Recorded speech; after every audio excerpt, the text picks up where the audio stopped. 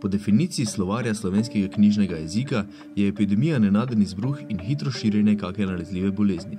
Ko epidemija zajame več pokrajin, držav ali celo celin, se spremeni v pandemijo. Tako se je zgodilo tudi z novim koronavirusom, ki je postal še ena v vrsti mnogih pandemij, ki so v preteklih stoletjih pestile človeštvo. Človeštvo je preživelo že več kug, verjetno pa se ob tem izrazu najprej spomnimo na črno smrt, ki je po vsej Evropi divjala v 14. stoletju. Ime je dobila po črnih lisah, ki so se na telesih obolelih pojavile zaradi notranjih krvavitev. Razširila naj bi se iz Azije, smrtonosne posledice pa je imela zaradi pogojev, v katerih so takrat živeli ljudje. Lakota je bila tako huda, da se je marsikje pojavil tudi kanibalizem. Mnogi so verjeli, da je kuga božja kazen, zaradi nje pa je samo v Evropi umrlo približno 25 milijonov ljudi. Najbolj znana pandemija je verjetno španska gripa iz leta 1918. Gripa z nenavadno visoko stopnjo smrtnosti je okužila okoli 500 milijonov ljudi, četrtino takratne svetovne populacije. V času po prvi svetovni vojni so evropski časopisi uporabljali strogo cenzuro, medtem ko nevtralna Španija tovrstnih omejitev ni imela. Tako je gripa dobila ime, čeprav točen izvor bolezni še danes ni povsem jasen.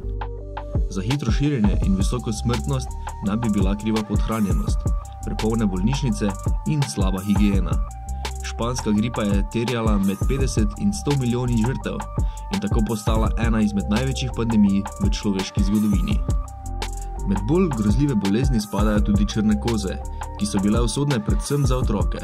Črne koze so po vsem svetu divjale več kot 2000 leti, vse do leta 1980, ko je Svetovna zdravstvena organizacija razglasila dokončno zmago nad zloglasno boleznijo. To je dosegla z visoko stopnjo precepljenosti svetovnega prebivalstva. Le nekaj desetletij nazaj, leta 1972, so sprožile epidemijo tudi v Jugoslaviji. Zbolelo je skoraj 200 ljudi, od tega jih je 35 umrlo. Podobno kot danes so se oblasti tudi takrat odzvale za zapiranje meja in karanteno. Samo v 20. stoletju naj bi zaradi črnih koz umrlo do 500 milijonov ljudi. Ena izmed modernejših pandemij je pandemija virusa HIV, ki povzroča bolezen AIDS. Življenje z virusom, ki se po večini širi z nezaščitenimi spolnimi odnosi, je zahvaljujoč sodobni medicini danes veliko lažje kot nekoč. Kljub temu, da znanstveniki nenehno iščejo ustrezno zdravilo, pa je pomembno, da se pred virusom zavarujemo z uporabo ustrezne zaščite. Na koncu leta 2018 je virus imelo skoraj 38 milijonov ljudi, od tega jih je istega leta boj proti bolezni izgubilo okoli 770 tisoč.